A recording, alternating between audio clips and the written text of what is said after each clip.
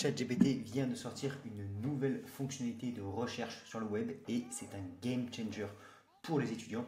Dans cette vidéo, je vais vous présenter simplement et rapidement comment vous allez pouvoir vous aussi l'utiliser dans vos révisions et quelques astuces pratiques pour vraiment en tirer le maximum. Donc on va voir dans un premier temps un petit peu en quoi consiste cette nouvelle fonctionnalité et ensuite comment vous allez pouvoir le mettre en place le plus efficacement possible. Donc en gros ce qu'il faut comprendre c'est que maintenant ChatGPT vient d'introduire la fonctionnalité qui permet de rechercher sur le web. Donc on va voir immédiatement comment ça se présente et vous allez avoir un nouvel icône juste à côté de l'icône qui permettait d'ajouter des fichiers. Donc l'icône ici recherche, vous n'êtes pas obligé de l'activer. ChatGPT va pouvoir rechercher sur le web s'il pense que c'est pertinent et qu'il en a besoin, mais vous pouvez le forcer à aller chercher sur le web. Donc ça c'est la première chose à comprendre. Si vous cliquez sur l'icône bleue ici, vous allez forcer ChatGPT à aller rechercher sur le web et l'intérêt principal c'est que donc il va faire des recherches sur différents sites et il va vous citer ses sources. Donc ça vous permet, entre guillemets, d'être un petit peu sûr de sa réponse, même si la plupart du temps, sur le contenu médical, il y a des ressources et des réponses qui sont de qualité. Là, on va pouvoir directement vérifier vers où il va chercher. Donc ça permet vraiment de faire comme une recherche Google, mais plus approfondie parce qu'il va voir différentes sources et ça va aller aussi beaucoup plus rapidement. Et aussi, également, on va le voir, ça va permettre de rechercher sur des sites anglais et également de lui demander directement de traduire. Et l'intérêt principal également, d'être à jour et d'aller chercher des choses récentes. Et donc pour les étudiants en médecine, notamment les dernières recommandations, les dernières sorties d'études, d'articles scientifiques, et ça fait vraiment la différence. Donc voilà un petit peu l'article qui résume les différentes fonctionnalités.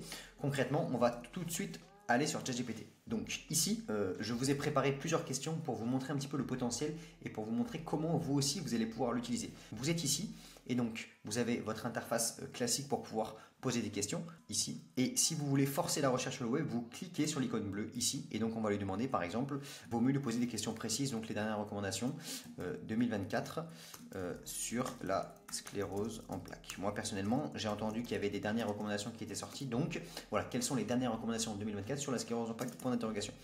On lui demande, et donc là, vous voyez qu'il y a écrit Searching on the web. Donc il a commencé à faire des recherches directement sur le web.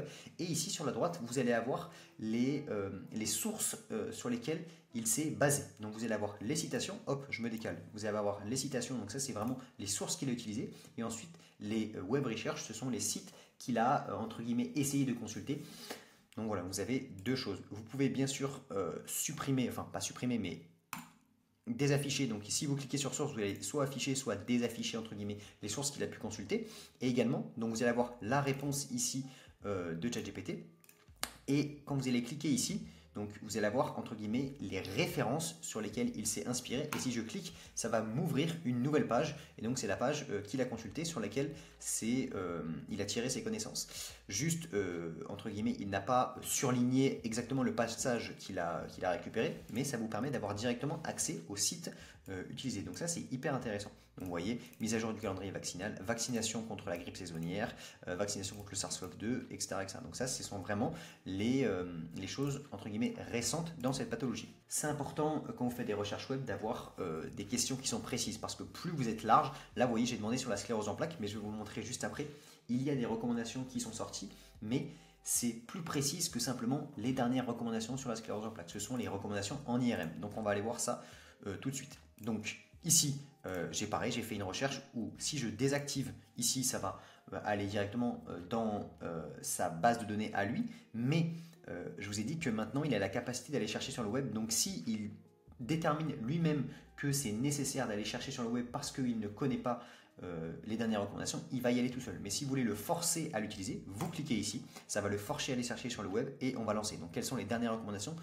Donc là j'ai bien précisé sur le diagnostic, on peut marquer par exemple sur le diagnostic en imagerie de la maladie d'Alzheimer. Voilà, donc là, vous voyez, j'ai demandé une question précise, on va voir sa réponse. En attendant sa réponse, donc on va se retrouver ici par exemple, je lui ai demandé, parle-moi des normes d'hémoglobine en pédiatrie en fonction de l'âge. Et donc là, entre guillemets, je vais le pousser à aller chercher sur Internet pour être entre guillemets sûr et voir où est-ce qu'il va chercher ces différentes normes. Parce que si je lui demande de me sortir depuis ses connaissances générales à lui les normes d'hémoglobine en fonction de la pédiatrie, il va m'en donner, mais je ne sais pas d'où ça va sortir et donc je ne peux pas être sûr et certain des résultats. Et donc là, vous voyez ce qui est intéressant. Donc on va retourner sur les sources de cette réponse-là. Il me répond sous forme de tableau, donc ça c'est l'intérêt de ChatGPT. Et ensuite, première réponse, c'est issu de la revue des praticiens, donc c'est pas mal, mais c'est pas non plus un article de référence. Et c'est là où ça va être important pour vous de vérifier les sources et surtout d'être sensibilisé à la qualité des sources, c'est vraiment le plus important.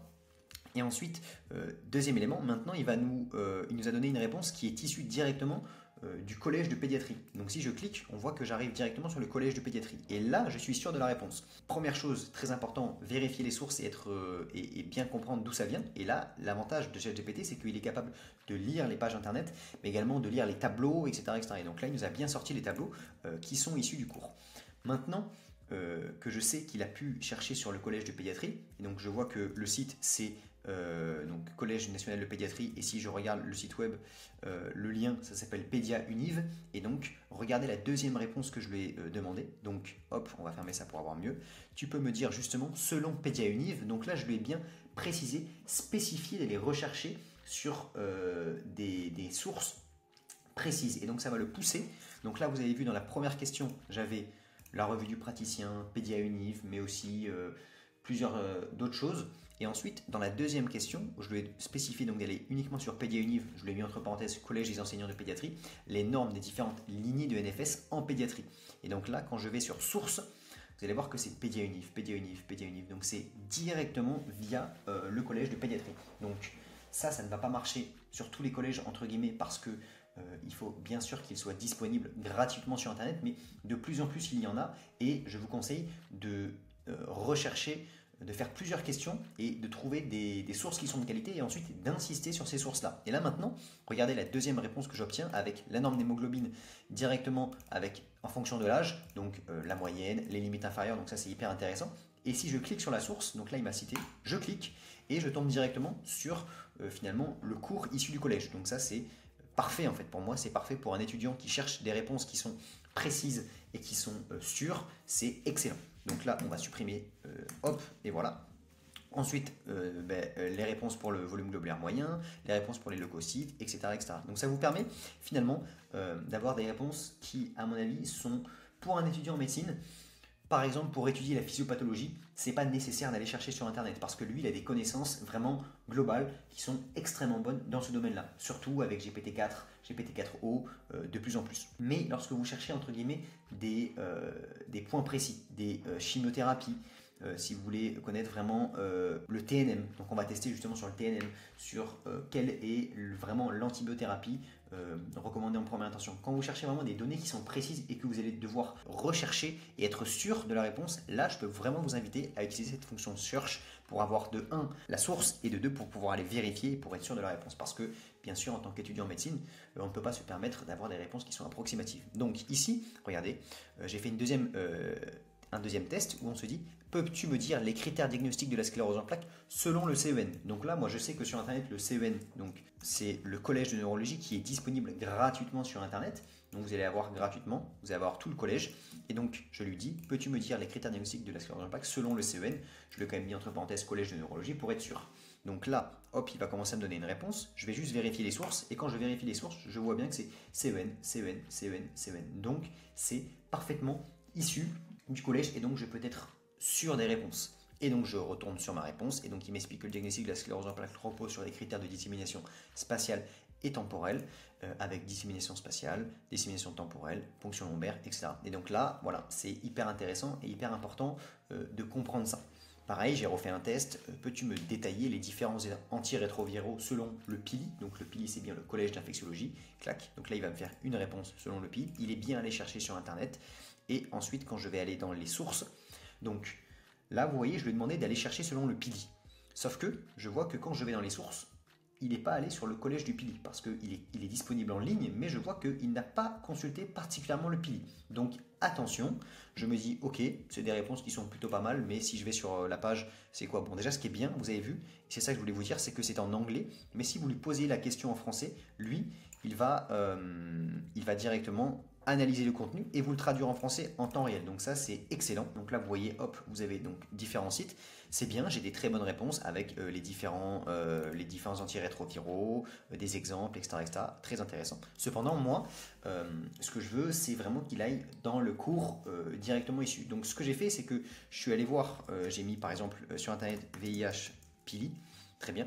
Et je vois que ce qui est important, c'est de trouver le nom du site internet entre guillemets. Et donc là, je vois que c'est SPILF. Donc j'ai gardé cet élément en tête. Et donc quand je retourne dessus, donc finalement ce que j'ai fait, c'est que j'ai essayé de reposer ma question. Et là, je lui dis, est-ce que tu peux me parler des complications non infectieuses associées au VIH? Et là, je lui ai bien spécifié selon la SPILF. Et donc là, on va revoir sa réponse et notamment surtout vérifier ses sources, et c'est ça le plus important et c'est ce que je veux vous inviter à retenir essentiellement sur cette vidéo, c'est d'utiliser cette fonction recherche et de bien vérifier les sources qu'il va vous donner. Et si vous avez des sources de qualité et celles que vous voulez surtout, vous allez pouvoir en fait aller beaucoup plus facilement analyser des sites web et notamment des sites web que vous connaissez bien, mais qui peuvent être plus longs à synthétiser l'information. Donc là, je vais cliquer sur source, je clique, et là, c'est parfait, je vois bien que il a utilisé bien le site de la SPLIF, SPLF, tac, tac, tac, tac, tac, donc c'est bon. Et si je clique dessus, je tombe bien, mais finalement, sur, donc ça, c'est pas celui-ci, mais si on va sur, par exemple, celui-là, hop, c'est bien les PDF. On a des bons fichiers. Donc, hop, voilà, parfait. Et donc là, on vérifie bien, maladie cardiovasculaire, complications métaboliques.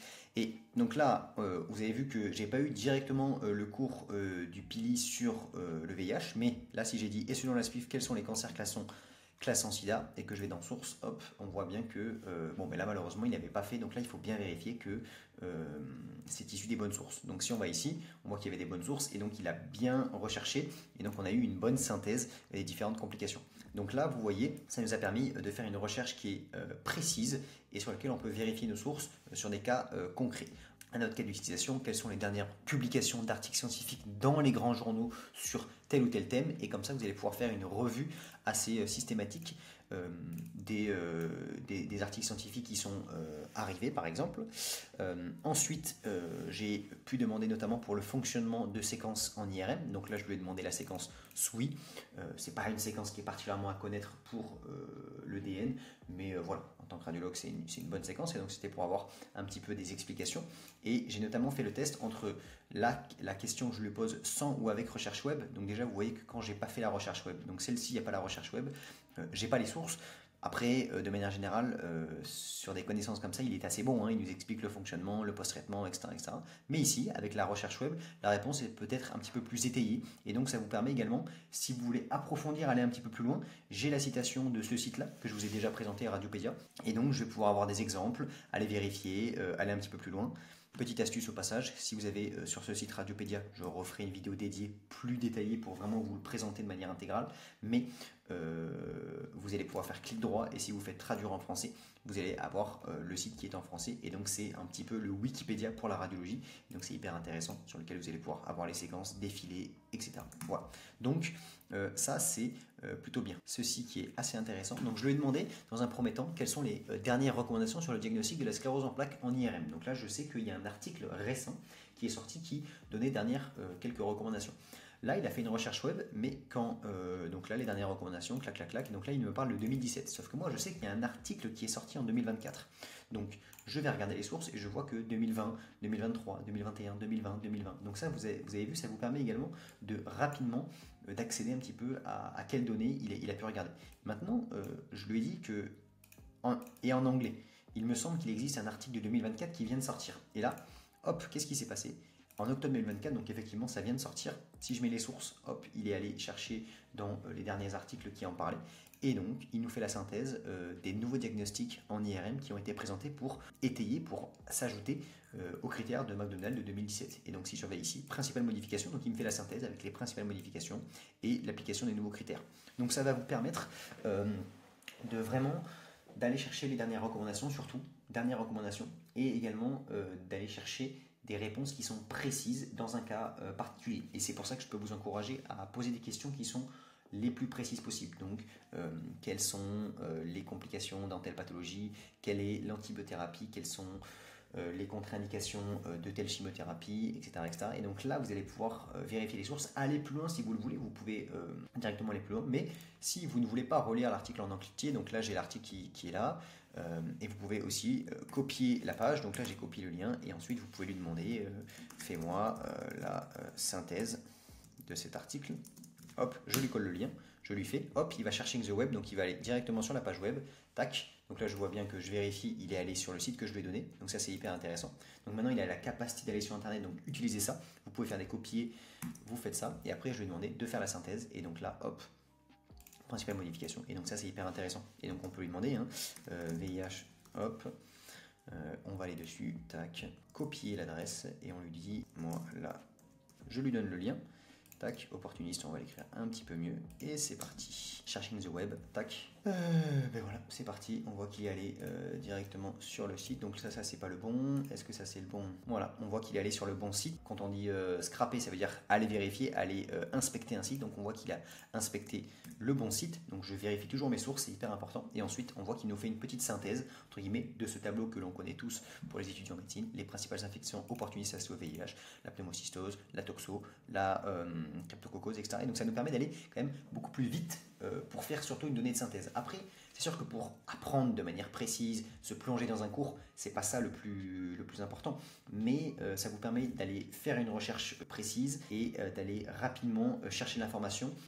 Je pense que pour tout ce qui est physiopathologie, explication de concepts, de grands concepts, quand on n'a pas besoin de données précises, ça suffira largement d'avoir ChatGPT qui n'est pas recherche web, mais quand vous avez besoin de vraiment aller chercher des informations que vous devez pouvoir vérifier, je vous encourage vivement à utiliser cette fonction Search. J'ai lancé récemment, pour ceux qui sont intéressés, un groupe, une communauté d'étudiants, donc les étudiants ambitieux ici, vous allez pouvoir retrouver directement le lien dans la description. C'est une communauté sur laquelle on va pouvoir se partager des astuces de productivité, trouver des groupes de motivation d'étudiants qui sont déterminés à réussir. Donc je vous encourage un maximum à rejoindre le groupe, c'est totalement gratuit, je vous partage des astuces, donc là par exemple j'ai présenté un nouveau logiciel, je partage un guide d'anatomie gratuit que vous allez pouvoir télécharger, je vous partage après des astuces pour être plus productif, pour travailler plus efficacement, j'ai également créé un onglet ressources sur lequel on va pouvoir se partager des fiches, des choses. Le but c'est de créer une communauté qui va se tirer vers le haut et on va pouvoir organiser également ici des coworking, plein de choses comme ça, il y a plein de choses qui vont arriver, des classrooms avec donc des masterclass sur des méthodes de travail, sur comment utiliser tel ou tel logiciel, Notion, NotebookLM, etc. Il y a plein de choses qui vont arriver, donc je vous encourage un maximum à rejoindre la communauté. Venez nombreux, le lien est dans la description. Et ceux qui sont également intéressés pour mon logiciel que j'ai créé pour les étudiants en médecine avec tout un système de méthodologie, un système de calendrier, un système de Pomodoro et également une IA qui est capable de répondre aux questions, qui est entraîné sur les cours. Donc là c'est pareil, c'est un petit peu comme ChatGPT cherche, sauf que là il a sa propre base de données des différents cours de médecine et donc il va les piocher aussi dans les cours pour avoir des réponses également qui sont précises et donc il est mis à jour sur les collèges. Donc je vous invite à aller faire un tour sur le site etudes.ai, le site sera également dans la description. Si cette vidéo vous a plu, n'hésite pas à me faire part de tes retours en commentaire. Nous on se retrouve dans une prochaine vidéo pour plein d'astuces de productivité, plein d'astuces sur les logiciels d'IA pour les étudiants. Le but c'est d'apporter un maximum de valeur sur la chaîne, sur du contenu de qualité. Abonne-toi et je te retrouve dans une prochaine vidéo. C'était Robin. Ciao. It's not for me to say.